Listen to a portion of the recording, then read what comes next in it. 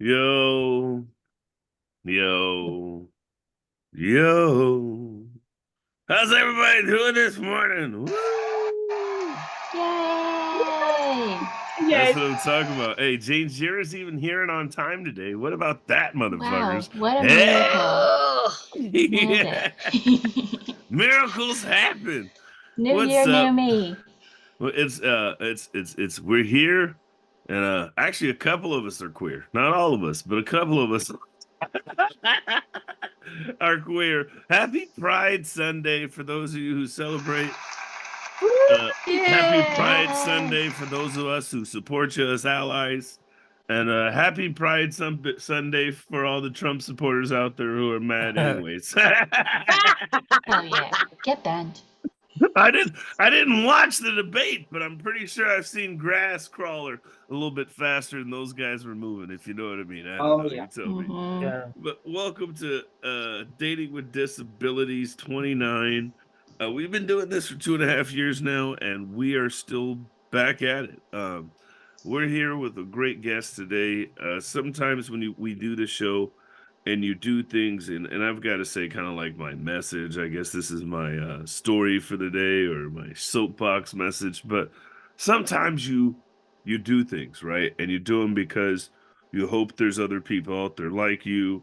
You hope that for whatever reasons or in some fashion there's somebody else who understands you, right? Or that maybe, just maybe, there's a whole group of people who need to see what you're doing, right? Well, our guest today is doing the same thing I do, but in a different fashion. And so to find another black man with autism who's in his later 30s to 40s, who's got kids and is going through his struggles and can't find the work he wants and the support he needs, but everybody says he's doing a great job. Fuck, that shit hit home. And the best part today is when I got on my podcast and me and him had 2 seconds. He said that to me. He said, "Hey, man, I see you struggling. I see you thriving. I see it all. And I love to see another person who's transparent." And our guest today himself, he's transparent as well. So I can't wait to get into it. Good morning. If you haven't seen us in a while, you missed us 2 weeks ago. Like I said, our guest is black, so he was running on black time. Um, I was he, early. Woo! I Yeah, was yeah. early. Yeah, that's a lie. He saw that 3 p.m. British time and assumed that was him and was like, "Yeah, I'm Variety D," and messaged me at 2 o'clock talking about, "Hey, nigga, we go get this started." I was like, "Nigga, you late." But anyways, we're here today. We're all on time. We even had a whole little group chat about why Janejira still fucked the flyer because it's 4 o'clock in Britain, not three. But we'll get there. Anyways. Let's get this show on the road all the way from Toronto. She's laughing already. She's like, "That's a lot of N-words. I've never heard him say this many N-words." Sylvie's like, "What's going on here? Are we at a Black Panther riot?" No, give it up for Sylvie Santosa. Yay! Yay! We have a Canada Day tomorrow, so that's it too. Yay. Yes. Hooray! Good night. Maple Independence syrup! Day. Yeah, but Canada Day, what does Yay. that even mean? What? Never mind. I don't want to know. I don't. For our audio only listeners, Sylvie just shrugged and gave up answering. Next up, all the way from Thank you. UK, looking like Erica Badu's skinny cousin. Give it up for Variety D. Right. Yes! Good afternoon, good afternoon. You guys just woke up. You got eye bogies in your eyes. Good afternoon. I had my nice lunch. Okay, cool. I'm ready to get started. Yeah. I see that's how we're doing it. Everybody today is on one. All the way from her own place. She's got a neighbor, a roommate, living on her own, living single, like the old 93 hip hop show. Give it up for Janejira Damron, the Hello! potato chip It's enthusiast. me! I'm here in the lo-fi living room, chilling like a villain in the pink and orange sunset lighting. Happy Pride, everybody! You should buy stuff from my store, peacefulcreations.com. Making some money. No shameless plug or anything for that girl. I love the way Ryan heard it too. He even put his little head in it. And give it up for the little chocolate bean we see up to the top left of our screen, looking like Webster, but about probably 3 inches taller. I'm just messing with you. R.A.P. Emmanuel Lewis. Give it up for Ryan Perez. What's up? What's up? I'm mad at you though, because you telling people 40 years old. I'm 23. God damn it. You ain't 23. Shut up, Ryan. He got a whole 12-year-old son I didn't know about. That sounds like you acting real black right now. I didn't know you had a son. Now you want to tell everybody you're 23, and they're gonna believe you because you look like it. He's only 5'4". They're gonna be like, he's 12. He's 12. I'm actually 5'6". It's 5'6", and then 5'8" in high heels. Nice. Oh, Jesus. For Pride Month, let that one be known, right? It's funny you say that because he's like, hey, it's funny because like guys who I'm 6'2", 6'3", right? As long as people say I'm over 6 foot, not a big deal. You say a motherfucker under 6 foot, 5'5", he's gonna be no, sir. 5'5 3/4". I like how I was joking about 5'4". He's like, no, we got to get this right. I am 5'6". 5'6".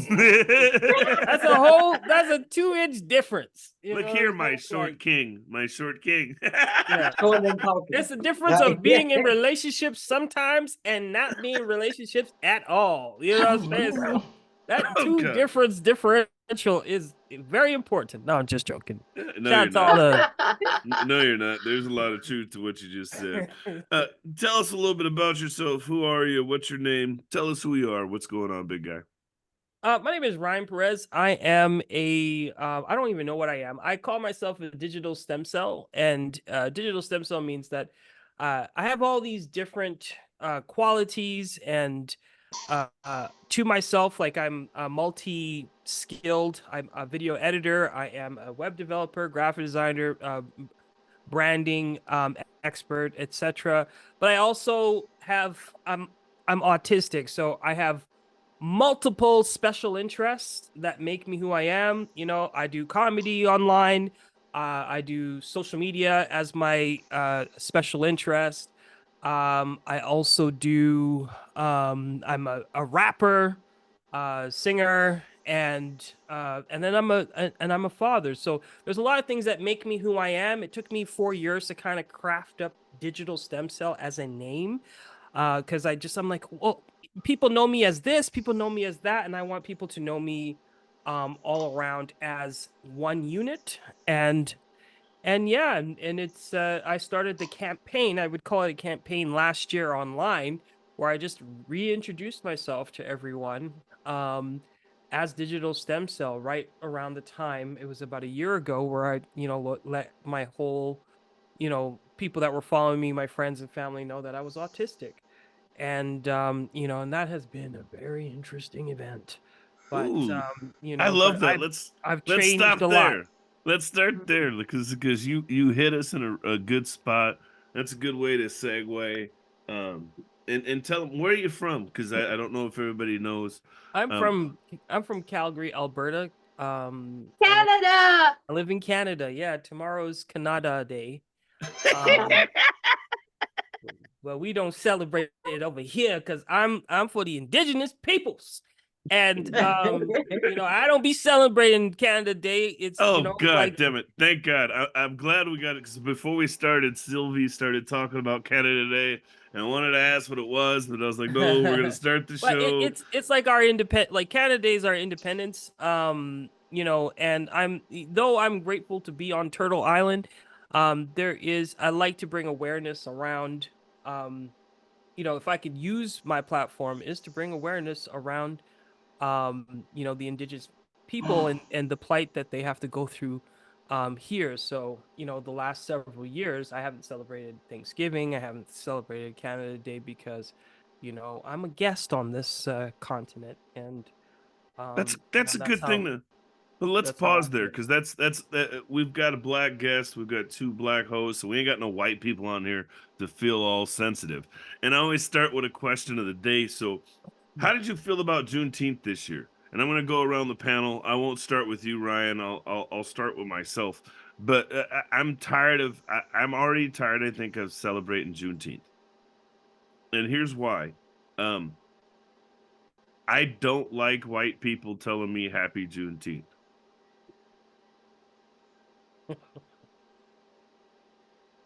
And I'm going to pause there and let that sink in for a minute. I don't like it when I see white people saying Happy Juneteenth.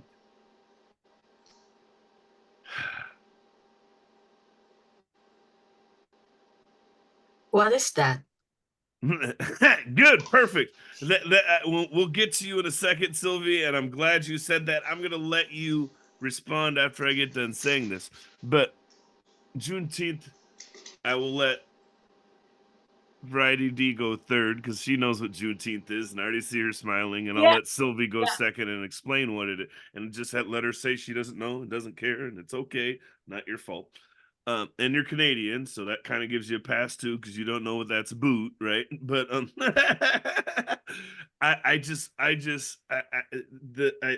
I'm gonna say this just for what it is. The most un-Juneteenth thing about Juneteenth Day is white people get it off. And I'm going to leave it there. Silvi, do you know what Juneteenth Day is? No. So you didn't celebrate it. You don't know. You don't care. It's okay. We'll move on. Sylvie Thank gets you. a pass. She's got two black friends, me and Variety D, so we'll let it go. Up next, Variety D. How do you feel about Juneteenth this year? Listen, Juneteenth, it kind of affects us in Britain because we don't call it Juneteenth here, we call it Freedom Day.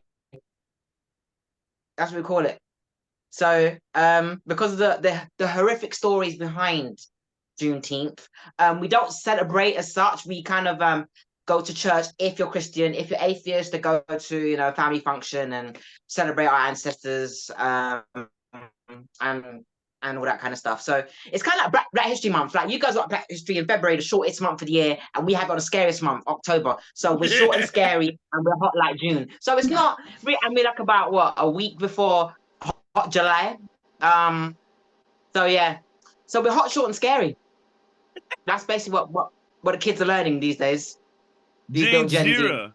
I gotta laugh at this one because Janejira went to and I'm gonna drag her through the mud. She took me and her proud black friend.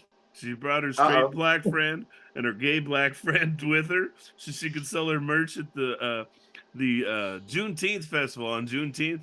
It was in Bellingham. We didn't see any black people out there really. So, but how did you I feel love about how Juneteenth you this keep. year? I love how you keep calling him the proud friend because he's actually way more straight than I'll ever be. What? I'm the only gay one there. He's just But oh he's like my. me. He's not confrontational, and you were having so much fun with the joke. He didn't want to like kill your vibe. Oh my, I feel so bad.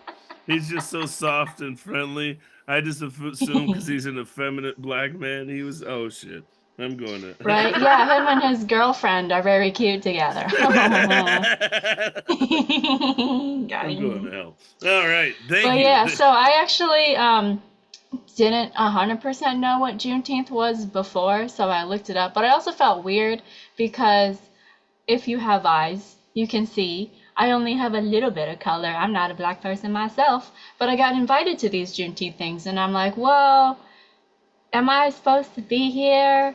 Like, am I supposed to be in this space? Because I'm a little bit white, so I don't know about that. So I looked up the history of Juneteenth and everything, and if there's any overlap with the Asian community. Plot twist, found out that it was either I think it was like the 80s, on the day of Juneteenth, a man named Vincent Chin, who was an Asian person, got beat to death by a white guy with a metal baseball bat on the same day, and that sparked, uprising and revolution. And that is the overlap between like the Asian community and the black community, and fucking being racist right now. And I was like, oh, okay.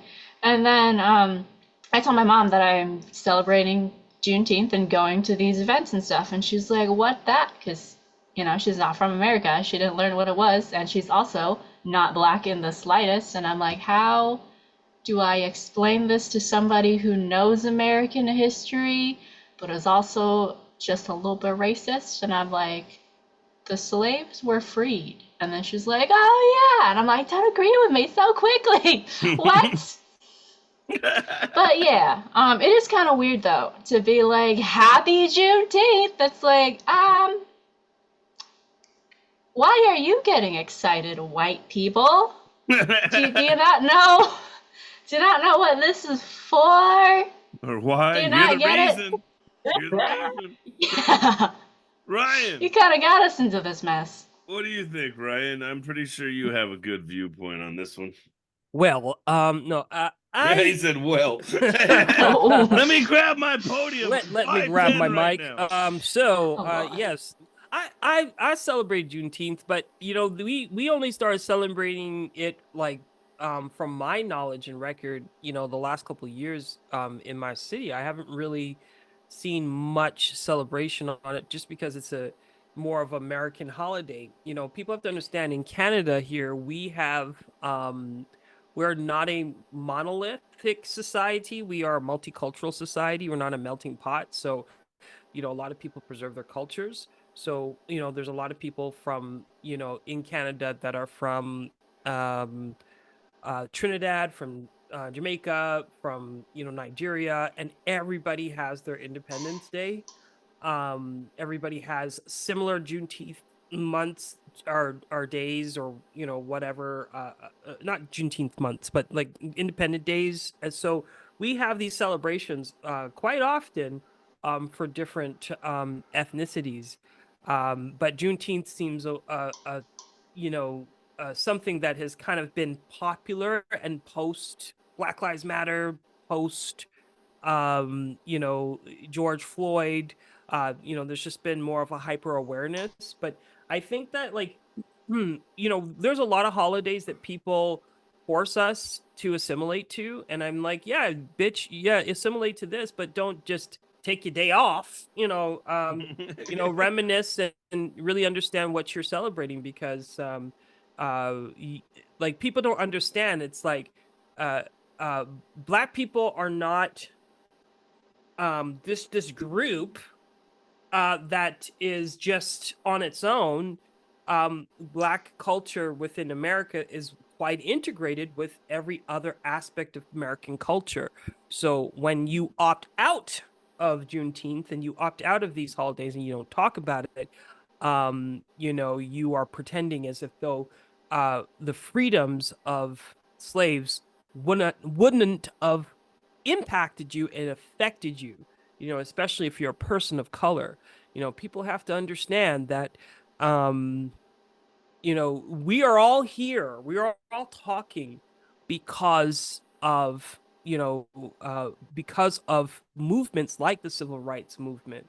And just because you may look a little white or just because you may not be from the same place, the model was set and the standard was set in America. And I think even here in Canada, I one thing I don't like about Black History Month here, and one thing I don't like about Juneteenth here, is that we just forget about American history, Black American history. Even though I'm Canadian, there's a lot of precedent that was set in Black American culture. And, everyone needs to understand it because it is a blueprint, right? Because I think the last point I will say is that I use a lot of what I know of history to fuel my activism about autism. Because a lot of autistic folks are like, I'm autistic. And we're like, cool, you're autistic. So let's burn the shit down now. And they're like, what? I got sensitivities. I don't want to burn nothing down. Because I remember I said in one of my videos, I'm like, we gotta fight. They're like, fight? I don't want to fight. And that was a fork in the road. It was like, oh, you mean I have to challenge the powers that be so I can get some freedoms and some resources? And so I'm only one out, like, it feels like it, the only one out in these streets really advocating, but using the blueprint of my ancestors, those who fought in the civil rights movement, those who, ran away from the plantations. Like, I got that energy. So, yeah, you got to, the more you understand your own history, the more you can liberate yourself, because I don't know any other culture that has, really overcome 400 years of slavery. Put your hands up. Has anybody? Let me add to that. And just because Ryan's Canadian, the odds are that his ancestral roots come from slavery and his ancestral black family leaving to Canada before that, right? So there's a whole idea that if you think that Canada has nothing to do with Juneteenth, or Juneteenth doesn't affect Canada, Canada was part of the places that we used to migrate on the slave trade and to get out, right? That's how we Underground Railroad ended in Nova Scotia or Toronto for some people, right? And they migrated from there. So I commend us on that. Thank you, brother. I salute. As a black artist, we did it. and thanks to the Prince Hall Freemasons that, helped build the Underground Railroad, because a lot of people don't know that history. Because we were like, man, the Masons, they're doing this, but the Prince Hall Freemasons, the Black Prince Hall Freemasons, they were the ones that built that Underground Railroad, to the reason why black folks live in Nova Scotia. So, we do have a well-connected history, and people have to also remember that our cultures were like, we were displaced in slavery. Like, they would breed us in different places. So I have lineage. If you do your ancestry, you have, I have cousins. I have a lot of cousins in America. I have some in, the Caribbean. I have some in the UK. I have all kinds of people. And that's what happened with the slave trade, is that a lot of our ancestors were, were removed and shipped other places. So yeah, there is a disbursement of I love this answer, because this, for me, and not to discredit what you're saying, but for you, this isn't just the idea of the slave trade. It's the migration of black folks trying to find freedom once we were here.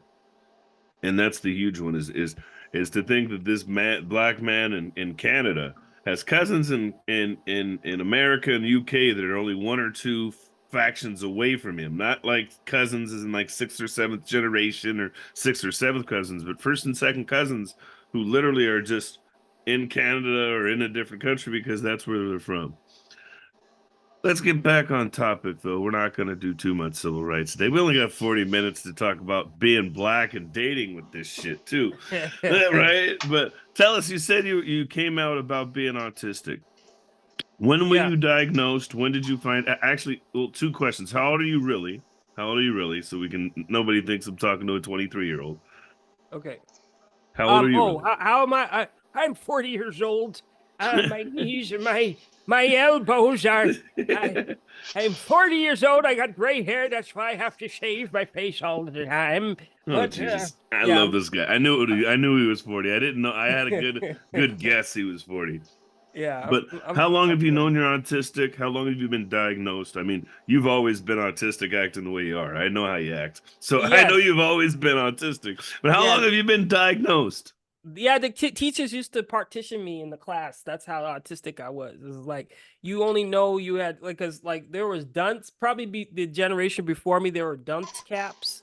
But, in growing up in Canada here, they had these big cardboard partitions, and I'd always be partitioned away from the class. So I felt it. But I kind of knew 10 years ago I was dating someone, and she's like, maybe you autistic and not narcissistic. So that needs to be a rap or something. I'd actually, I have to make a rap about that, because I think we need to talk about it. But she's like, because we had problems in our relationship, and I had certain attitudes about things, and she's like, maybe you have Asperger's, and I was like, I'm like, nah. I'm like, I was very more conservative around that time, like a libertarian. I was like, I didn't believe in that stuff, and I believed in conspiracy theories. I thought, like, the type of milk you drank caused autism. So I was like, yeah, I'm not going to be playing around with that idea. But I had I'm glad. You heard I'm it here, glad to hear folks. you woke Autistic up. milk. He said, "I used to be kind of right-wing libertarian. I used to think autism was caused by milk." Go ahead. Go ahead. So, so Does that mean Dairy Gold has to sponsor us now? yes. So yeah, but I was aware that I had dyslexia because it's genetic, and I would attribute a lot of autistic behaviors to dyslexia. I was dating another person 10 years later, or roughly like probably 8 years later, and I was hyperfixating on dyslexia all day long, and she's like, "You talk about yourself too much. You kind of narcissistic." I was like, okay, I don't feel like I'm narcissistic. I don't think I am, because I do have a lot of compassion for humanity. So I really felt, I internalized that, and I said, you know what, I'm going to go online and I'm going to talk about dyslexia, and I'm going to talk about it so it don't really piss you off or anybody else off. And I started an account on TikTok that has 80,000 followers today, called Calibrated Dyslexia, and I started talking about it, and people are like, yeah, we dyslexic, but hold on a second, you may be autistic, because some of the things that you saying is dyslexic is not dyslexic. So that branched off for me, trying to figure out, oh, I'm like, maybe I'm autistic. And I saw people that were just like me, that were high masking, talking about autism, talking about ADHD and being ADHD, and it actually, and I had to sit with that for a minute. I had to do a lot of deconstructing. It was in 2022, and then 2023, I came out as autistic, and the rest is history. And now, like, collectively, I like, followers wise, I'm like 300,000 followers collectively, and in different spaces. I'm in the dyslexic space, I'm in the autistic space, and it's pretty cool to be part of the neurodiverse community. It's been actually very much life changing. I'm glad you brought that up because, like, one of the first things I was on that kind of not confirmed it, but I always talk about this, and I'll share real quickly.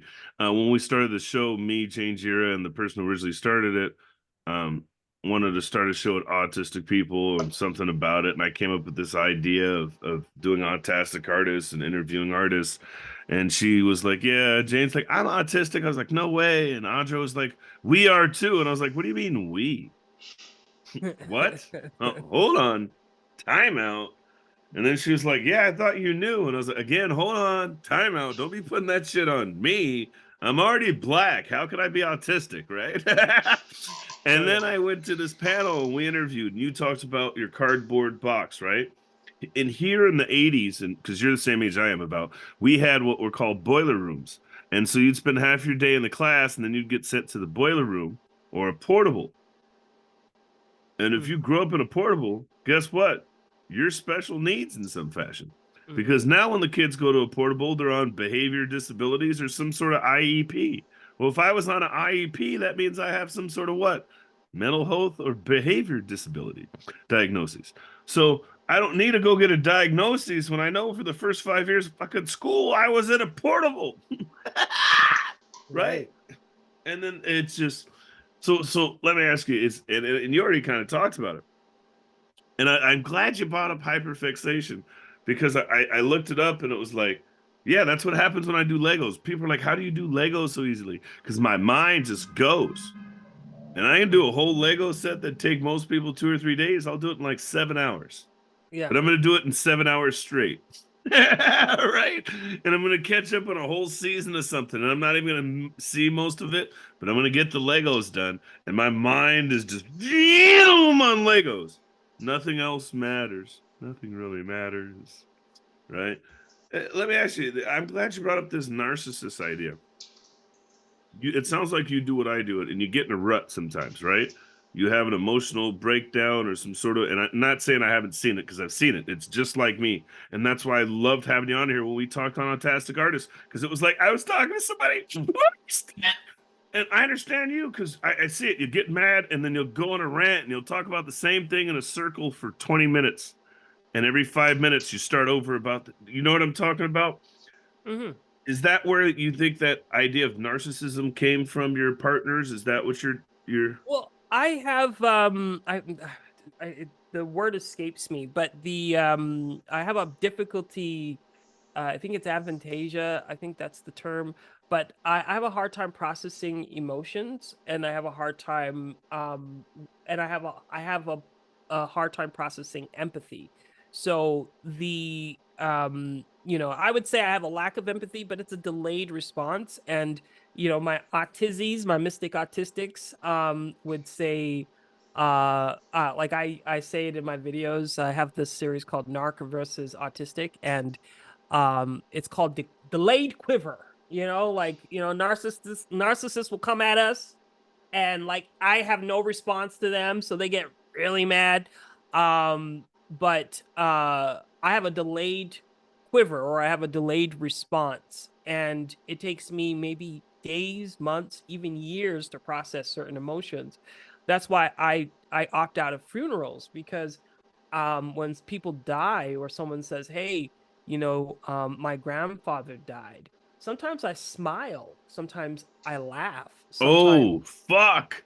I'm Yeah. glad you brought that up because I was trying to date a girl. We were walking around and she was talking about how she had these three dogs and the one died. And I laughed. And she said, "Yeah, I got another one. And then that one died." And I laughed. "That's fucked up." I was laughing. She's like, "It's not funny." And I was like, "Well, I mean, it's not. Variety had a great question. She said you have memory retention issues, and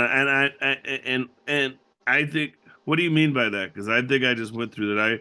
I went through something where I found out I think there's some family trauma going on, and I've had some trauma with that family member, and it wasn't until I talked about it recently that I even remembered that whole thing. Is that what you're getting at, Variety D? You're on mute, by the way. Yeah, that to me because you guys making good points, juicy points. So memory retention, because I've got a scar on the frontal lobe of my brain, meaning like Harry Potter but opposite. Um, it's that you forget what's around you, and if you try to overthink, then that's it. It's either you don't have no emotion to show, or you just literally start busting out laughing like for no reason. So that's what Yeah, I have, yeah, I think, and like that's it, part of complex partial epilepsy. yeah, I think it's complex, right? Because there are times where I feel Yeah. empathy and there's times where I don't. But I do care. I have to process. You see, the thing about narcissistic personality disorder is that, the lack of empathy is just the person just does not process it, right? And does not care to process it. Whereas I am trying to process it, and I'm trying to figure out how I can find a way to do it. So I got to navigate my brain in order for me to be able to process that emotion. So when someone dies or something happens, or you know or you may be being like, someone was like, came on to my live and said, "Hey man, I feel," they had ideations, and I said, "Don't come to me with that," because um it's like, that's not the response that you say to a person. But it's like, for me, I said, "Don't come to me that, because I'm not the person that will be able to give you the right answers." Because if it was me, I would just tell you, drink some Dr. Sabi tea. That's what I'm drinking right now. Like, get some herbs and get some stuff, and clear. And it's not the right response, right? So Yeah. I've learned that about me, and so I'll give people a heads up that, hey, I have a hard time processing empathy. So maybe this is not the right time or right response. But for the most part, people who know me, they don't even believe that, because I I love people and I care about people, and I have compassion for humanity. And my son, I love my son. I'm a father, and he's 15 years old. And I didn't know what empathy really felt like until he was born. It really changed my life. And having compassion for that human being, a love that I wish I had more for other people, because it would take me out of the house more. It would put me in a lot of spaces. So I really do wish I had that ability to process empathy, because I think my life would be a little bit more successful. No, I'm glad you brought that up because I was Nice. working a job where I got fired for not having enough empathy, or I wasn't using trauma informed language is what they wanted to call it. And it was like, I don't want to. I'm not good at this. If you bring me a problem, I'm just going to respond. I'm not going to think about it. And if I respond, it's not always going to be, oh, no, let's talk about it. Let's talk about your emotions. It's going to be like, why are you complaining? Right? Right. Depending on what the problem is, it might be like, that's not even a big deal. Suck it up. Like, come on, wake up, right? That's not the right answer, but that is the right answer for me, right? Mm-hmm. And that is the right answer for how we mask and how we've been taught to deal with things for me. And I'm pretty sure for you, because I've heard it and we've seen it. And I know enough about you to know that is, and I think Chris Rock kind of brought it up, and you know what I'm talking about when he said, men, there's no room for men. Nobody cares about men, especially black men. Dogs, children, women, old people, yes. Black men, fuck no. Right? Who cares, right? Well, I don't know if I agree with that notion. I feel like, we as men victimize ourselves when we are in the position of power to be able to make things happen for ourselves. So I don't know if I necessarily agree that, like it's shitty out there for men. I just think that men, we haven't really done much work on ourselves to be able to because I've been doing the work. I've been Well, out in the streets. and let me time out here is it's not so much, and I'm not trying to go down a bunny trail of us versus them. No, What no, I'm no, no. I don't think so either. But anyway, and just to make, I'm just making sure our podcast listeners know it too. yeah. But just the idea that there's this idea of move on, right? You're I right. don't have time to cry. I have bills to pay, right? Right. Crying and being emotional is a woman's thing, right? Mm-hmm. Those are the things I'm getting at. Not the he versus them, but those Oh, traditional ideas, right? And yeah, so but that, yeah. when you try to tear those down, and not only tear those down, but when you've systematically been told to mask your emotions when you're highly emotional or highly stimulated, right? And Mm-hmm. so now when you get stimulated, you shut down, right? Well, Mm-hmm. I'm not going to let you stimulate me, so I need to shut down. And it triggering my empathy and my emotions could be very stimulating for us. So we Right. shut down instead. That's part of our masking. Is more what I'm Mm-hmm. getting at, I guess. Right? Yeah. Is that I can't get emotional with what you've got because I still got to be me in this place. And if I Mm-hmm. start focusing on you, then I'm going to get emotional and think about my me's. And this isn't a narcissistic thing where I'm making it about me. It's that you're going to trigger my emotions Mm-hmm. and you're going to trigger my responses and what you're dealing with. And I don't have the emotional capacity to deal with that. Right.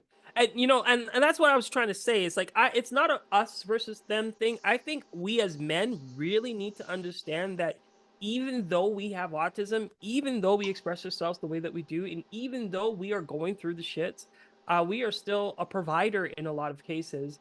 And and in our response, because a lot of times we as men do prioritize our mental health over our families, over, other people. And you see it even in the corporate world where the CEO's like, God damn it, where is my coffee? I need my coffee right now. You know what I'm saying? You hear like men expressing their mental health. But it's in a violent way. And what I'm understanding, because I felt that way a lot, where I was like, man, people don't care about men.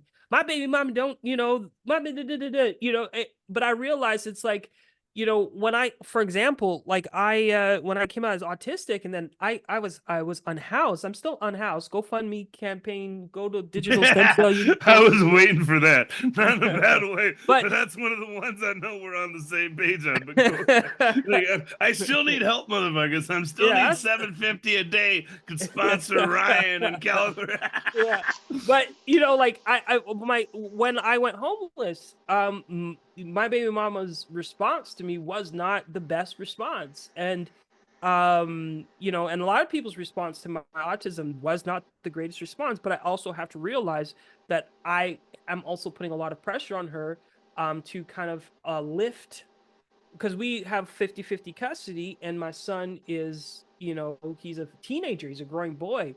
So you're putting a lot of pressure on somebody else, and and she's a black woman. So there is a dynamic of what we as men, what I'm saying, even in our relationships, is that we as men really need to proactively take care of our mental health and do it in advance. Do it like plan it out, go and talk to a therapist and start dealing with our emotions, so we're not being hit when we have these meltdowns, and not understanding how to deal with those situations, because I've had to learn to do this. And I want to go one step further. For those of you who don't want therapy or don't prefer therapy, right? I would say try maybe even doing a men's support group. Having your friends, being able to talk with your friends. I don't like always the idea of trying to find a therapist, because a lot of times a therapist isn't going to look like you. That's right. And I mean that a lot, is that we're not going to find a lot of black men in therapy. So you're not going to find somebody you can look at, talk at, look, feel, sounds like you and all that, right? And it's one of those where you also don't get the chance to share and hear the experience. When your therapist is a woman, they can't tell you what it's like going through these things as a man. They can tell you what they recommend, and then it may reinforce this us versus them. So even if you're not able to find a therapist, maybe get 17 buddies and sit down with 6 men and have a real talk, right? And it's one of those with it's different, Silvi and Variety D are commenting how they weren't able to show their emotions as the oldest children with little brothers, especially being girls.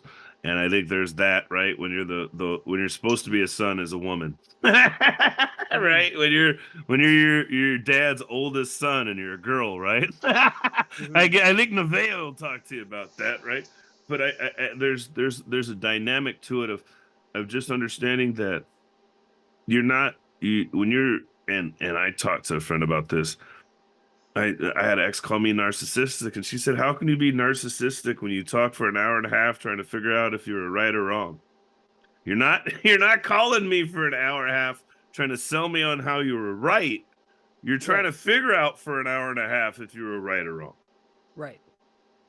And the whole thing, part of the advocacy that I've been doing is like teaching people how to hold space. You don't have to have the answers of what I'm going through, but hold space, be patient. I'm autistic. I'm not going to always say things. I'm in a relationship with someone that is autistic, and sometimes we be saying shit to each other, and like for me, like there are times where we are cool and we will get each other's jokes, but times when people don't get my joke. And she's like, "That was rude." Because yesterday I was like, we gonna get married?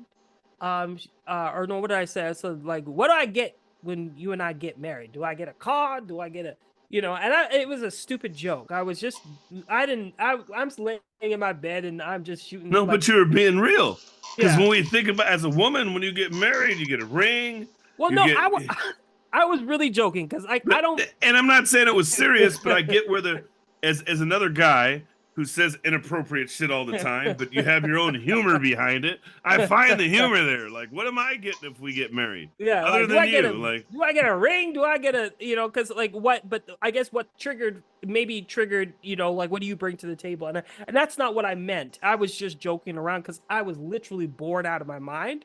And we have this banter between, and she's really funny. We have this banter, but there's things that she will say to me that's not funny. And I have to be like, "Yo, that was some cold shit. That was rude." And we, like, the thing of what I like about our relationship is that we are, what I like about the relationship is that we talk it out, right? We have to unpack why it was rude, and so that we can change our approach for the next time.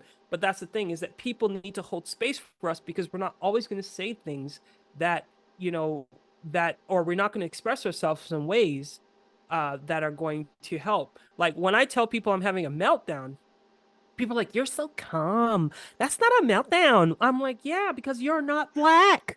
Because if I have a meltdown, I'm going to jail." You know what I'm saying? So, now, hold on, time out. So that was part of the reason why I think I got fired, is because I tell these people that.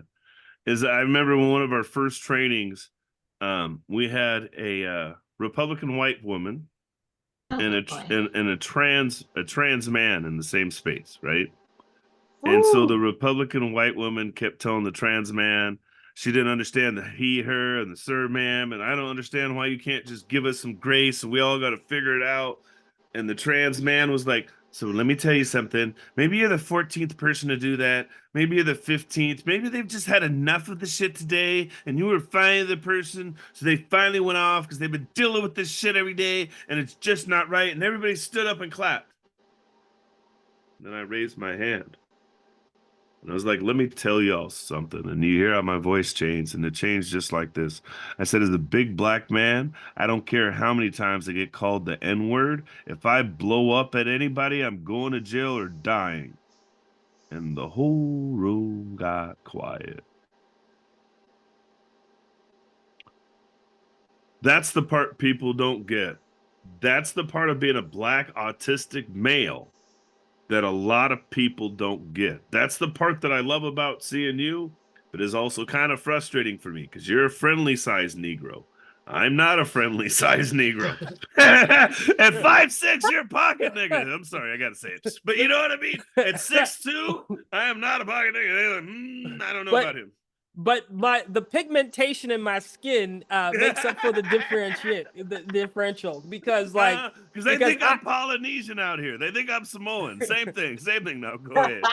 They're like, they'll be like, yeah, Ryan, he is handling himself. He's just angry right now. But you gotta go to jail. Yeah, exactly. Like you darker. You just gotta. Because that's the thing, and my voice is loud. It projects like my I learned music from a mentor of mine. He used to get me to stand in front of. He used to do work with Motown and stuff like that. He used to make me stand in front of a wall and project my voice so that you can hear that it is ricocheting back. So when I get upset and mad, and because I'm intelligent, and I will find the logical fallacies in what you're saying, I become a threat, and people weaponize my response. So I have to learn how to talk like Michael Jackson. Hi, I'm having a meltdown. Hi, my name is Michael Jackson. I'm having a meltdown, and I'm just gonna have to take some space. I have to disagree. So hello, Joseph. I found your song here. Yes. When I finally get mad and I start talking like this, a lot of times people get a little scareder. Because I've got a little more bass in my voice, and I'm like, excuse me, I need a... You in trouble. What's it sound like? Right? Let me ask you, so you got a kid, he's 15. Is he on the spectrum? Is he another Audie like us, or is he just a normal old kid? He has dyslexia. He has dyslexia, but he understands. Like, the way I raised him was, first and foremost, I was like, hopefully he doesn't end up like me. So I had read please and all these things, trying to get him to read at age 2. I was trying to get ahead of it. I put a lot of pressure on my son when he was a little kid, to ensure that he did well in school, and in that I was a little bit paranoid. So I raised him like an autistic. First, like I would if he was autistic. And I didn't know I was autistic at the time. I just, I gave him a computer and I said, hey, buddy, this is a computer for you not to just play games, but I need you to figure out what your special interests are. And I want you to build upon those special interests, because it was my special interest that kind of carved me out a career, because I didn't graduate high school. And all of the things that I learned how to do, all the little, skills I learned how to do was through practicing on the computer. And I worked with a famous filmmaker and whatnot. So I was able to kind of take my art to another level. So we went to the school for his grade 9 graduation. This brother had 4 awards, and they're like, he's the person that's most likely to be a millionaire before he's 30. And it was my son. They all voted my son because he rapped, he does music, he's out there shoveling people's lawns, he's doing all these different things, and he's really multi-talented. And I raised him the way that I raised myself. I just did special interest and kind of guided him in that way. So no, he doesn't have autism, but he is very, the home here is very autistic friendly, right? There's a lot of freedom and a lot of space for him to kind of be himself. And I think that if we all had that autistic awareness, children would just be better. Because the thing about us autisties is that, we are, we're having a human experience. We are just hyper aware of it, and because we're hyper aware of it, we're more accommodating to another person. So when he was young, this is the story that I love to say. He's like, I used to talk to the belly and play guitar before he was born, be like, hi, we didn't know it was a boy or girl, and I named him Malcolm after Malcolm X, and, we didn't know. When he came out of the womb, because I was talking with him in the belly, he heard my voice. As soon as he came out, he's like, eh! He heard my voice, and then he quieted down and he looked at me.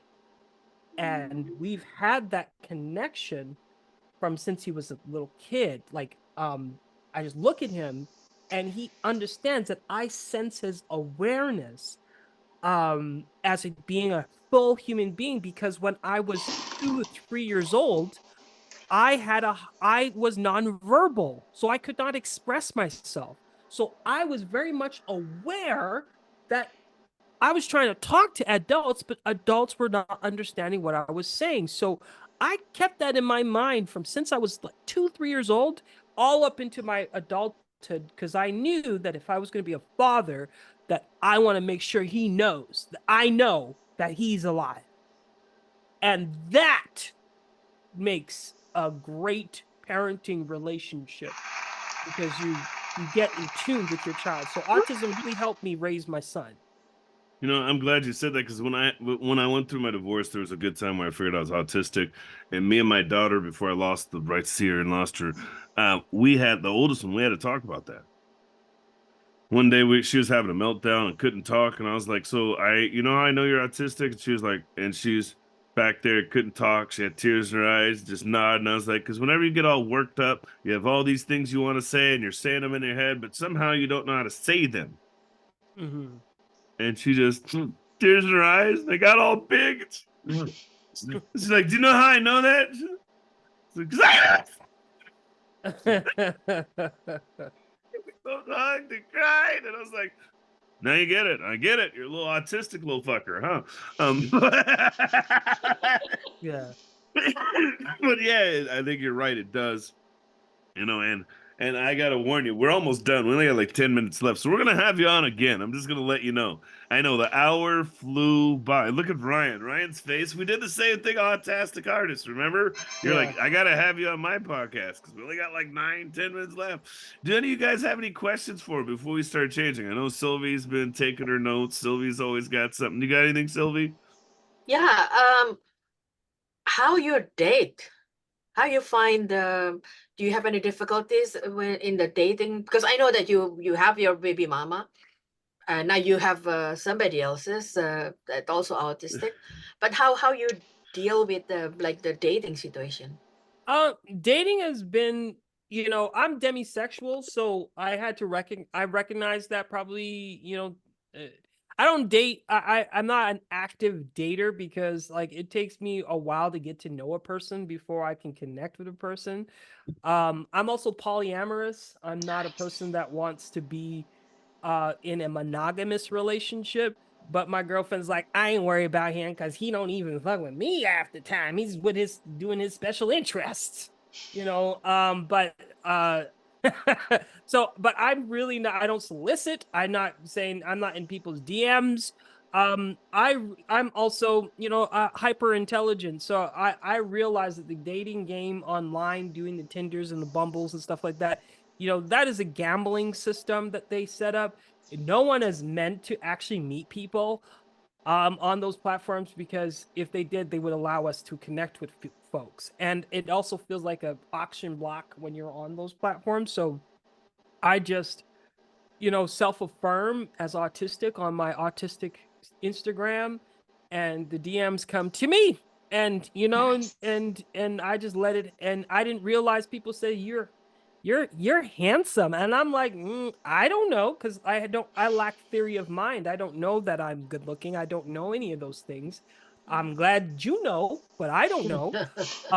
And half the times they think that just them affirming that I'm handsome is going to make me want to continue on a conversation with them. And most of the time it's no, because if you like butterflies or anime, we're not friends. And not that I don't like it. It's just that I'm not into that special interest. I want you to talk to me about Dr. Sabi herbs, Black Lives Matter, not Black Lives Matter, but Black history, or Michael Jackson. Like I have specific special interests that really really get me going. So it's really hard to date as an autistic person, but I think the easiest way for us autistics is to be in community, because we need to be able to trust the people around us. And that's kind of how I got my girlfriend was through the online work that I was doing. She reached out to me and we hit it off, and the rest is history. But I think that's kind of how I'm doing it. It's just like, if I meet you, I meet you. If I don't, I don't. I'm glad you said that, because I was out on Thursday. I went to softball, went to karaoke, and was engaging with this woman. She's like, "How?" This guy was like, "Oh, there's a car. I'm gonna go over there." I was like, "Nah, that's not what I do."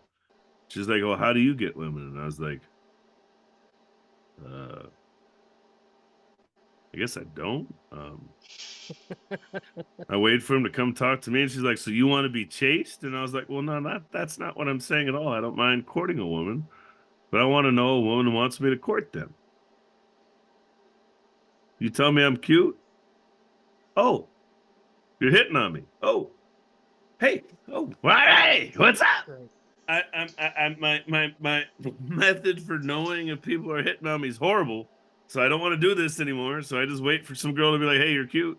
I like you. I've been checking you out. Why haven't you said anything?" Well, I'm autistic. I'm not good at saying shit, so I wait for something like this happen. "Hi, I'm Duante. How are you?" Right? Like, right. Plus, why would you want to deal with the whole like neurotypical hints and games and stuff? It's like they said something and it meant they like you, but it didn't sound like it meant they like you. And then you have to just magically figure that out. And they're like, "Yeah, I'm interested." And it's like, you did not display any recognizable ways of interest. Can you try again a little harder? Can you just directly be like, "Hey, I'm really into you"? Because, like, when I try to, like, for people, I specifically tell them, "Listen, I find you attractive. Here's all the reasons why. I need to inform you that I have feelings for you. Make it nice and clear so you don't miss anything. And also, what if they can't, like, pick anything up, too? Don't want to miss a chance just because I'm not, like, giving out the spreadsheets and everything, you know?" Oh yeah. So I think that method also helps weed out the people that are like, "Oh, I'm gonna wait for them to subtly pick up my telepathic hint from 5 miles away that they have to just magically do that." Do you want to deal with that for the rest of the relationship? Nah, eliminate it. Yeah, I love that. Exactly. Get rid of them now before 7 years from now they're like, "You didn't see I wanted potato salad. I was looking. I wouldn't eat, fuck the potato salad and fuck you. You know what? I'll just I'll take my shit and go now, right? Like, I don't know. You've covered a lot of things. Let me ask you, what would be your dating advice? I don't think I've ever asked this before, but I think I'll ask this. What's your dating advice Build to somebody? rapport and Hell ask yeah. for consent. There was a brother, this guy named Fritz on Instagram. He's like he has a large following, and don't mean to call him out, but he's like, "I'm autistic and I was researching how to touch women." And I was like, "Oh," I responded, and then he deleted it or blocked me or whatever. I said, "Oh yeah, we ain't gonna just be touching people out in these streets. Maybe, just maybe, you just build rapport with somebody. If she's laughing and she's getting along with you and you guys can have a conversation and you're on a date, ask for consent." Because that's what I do. People always ask me, "Why do you always ask for consent?" Because I need to know and I don't want to guess. So, can I touch your hand?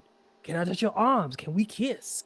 Can we do all those things? And that just eliminates having to plan. I'm I look glad for you brought that up too, because I've asked women, "Do you mind if I kiss you or hold you?" Why are you asking that? I Yeah. can't read if you want me to or not. I'm thinking you do. I'm not sure. I'm 6'3". I don't just want to be like, "No." Oh, even the whole screen. The women on the screen backed up when I did that. I was like, It's You giving me only LL Cool listeners, J, you the don't Pretty even need to T-Bird. know what happened. But Look at all it's 3 of them talking at the same time to be like, yeah, I didn't like that. I didn't like that at all. No, you look like LL Cool J, the wannabe. What's going on, man? Nah, sorry, Ryan, what you got to do is just play the song Can We Talk? I've forgotten the artist's name here. You know, Can 90s we hit. talk for For a a minute? minute, Girl, girl, Girl, I I want want to to know know your your name. Yeah, just name. do that. Just do Okay. that and it'll work. We Okay? just got us singing. You got a baritone and a tenor. We about to blow. You ready, Ryan? Let's get laid. We getting laid this weekend I for a minute. actually after 3 years, or no, after several years, I actually wrote a song the other day for the autistic community, and it went viral to an extent. It's called I Got the Tism. Do you guys want to hear it? Can I play it? Am I allowed? Do we have time? We don't Yeah. have time. We don't have time, but that is a great segue for us to ask, where can they find you? Where can they find the Digital song? stem cell. Just type in digital stem cell on Instagram. That's where the community is. And then I have a backup account on TikTok, digital stem cell on TikTok. And what's the Yeah, name of the song? it's called it's not on Spotify, it's just on my Instagram. It's called I Got the Tism. I got the Um, tism. Yeah. But I Give it start up. off Go ahead. yeah. Or I said I start off telling people to because they say, oh, you don't have autism, I got a son that has it worse than you, and I say, well, fuck your son, I don't care, I got autism too. So so people are like, oh my god, the cuss words. And I'm like, well, I got the tism, so it is what it is. But it is a fun song, and Check it out. Digital stem cell. Look on a song. You can find him everywhere. Give it up for our guest today, Ryan Perez, all the way out of Alberta, Calgary, right? Yeah. Thank you for coming out. We're gonna have you on again because there's so much more to talk about. Give it up. Oh, Jesus. I burped, farted all at once. I don't even know what you'd call that.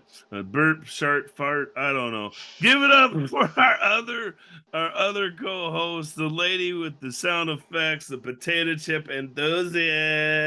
Hello. Have a good day, night, evening, midday, twilight, everybody. I love how Ryan's like, this isn't black people time. I'm half white, Ryan. I'm sorry. Give it up for variety. Doing it on the dot.